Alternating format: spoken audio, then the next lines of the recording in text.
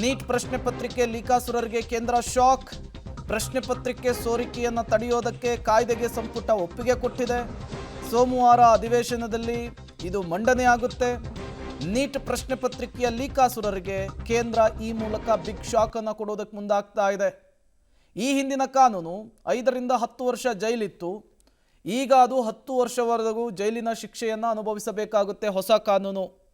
ಯಾರು ಪ್ರಶ್ನೆ ಪತ್ರಿಕೆಯ ಪೇಪರ್ ಲೀಕ್ ಪ್ರಕರಣದಲ್ಲಿ ಭಾಗಿಯಾಗಿದ್ದಾರೋ ಅಂಥೇಳಿ ಗೊತ್ತಾಗುತ್ತಲ್ಲ ಅವರಿಗೆ ಈ ಹಿಂದೆ 5 ರಿಂದ 10 ವರ್ಷಗಳ ಕಾಲ ಜೈಲು ಶಿಕ್ಷೆಯನ್ನು ವಿಧಿಸಲಾಗ್ತಾ ಇತ್ತು. ಇನ್ನು ಮುಂದೆ 10 ವರ್ಷಗಳ ಕಾಲ ಜೈಲು ಶಿಕ್ಷೆ. ಈ ಹಿಂದೆ ಈ ಪ್ರಕರಣದಲ್ಲಿ ತಗಲಾಕೊಂಡಿದ್ರೆ 1 ಕೋಟಿ ರೂಪಾಯಿಯವರೆಗೂ ಕೂಡ ದಂಡವನ್ನು ವಿಧಿಸೋದಕ್ಕೆ ಅವಕಾಶ ಇತ್ತು. ನಾಳೆ ಸೋಮವಾರ ಮಂಡಿಸ್ತಾ ಇರುವಂತಹ ಮಸೂದೆಯಲ್ಲಿ ಹೊಸ ಕಾನೂನಿನಲ್ಲಿ 10 ಕೋಟಿ ರೂಪಾಯಿಯವರೆಗೂ ಕೂಡ ದಂಡವನ್ನು ಹಾಕೋದಕ್ಕೆ ಅವಕಾಶವಿದೆ. ಈ ಹಿಂದೆ ನಾನ್ ಬೇಲೆಬಲ್ ಕೇಸ್ ಆಗಿತ್ತು. ಈ ಪ್ರಕರಣ ಜಾಮೀನು ರಹಿತ ಕೇಸ್ ಆಗಿತ್ತು. ಈಗ ಹೊಸ ಕಾನೂನಿನಲ್ಲಿ 3 ತಿಂಗಳಲ್ಲಿ ಕೇಸ್ ಏನಿದೆ ಅದನ್ನ ಇತ್ಯರ್ಥಗೊಳಿಸಬೇಕು, ವಿಚಾರಣೆಯನ್ನು ಮುಗಿಸ್ಬೇಕು. ಯಾರ್ಯಾರು ಅಪರಾಧಿಗಳಿರ್ತಾರೋ ಅವರಿಗೆ ಶಿಕ್ಷೆಯನ್ನು ವಿಧಿಸುವಂತಹ ಅಂಶಗಳು ಕೂಡ ಈ ಹೊಸ ಕಾನೂನಿನಲ್ಲಿದೆ.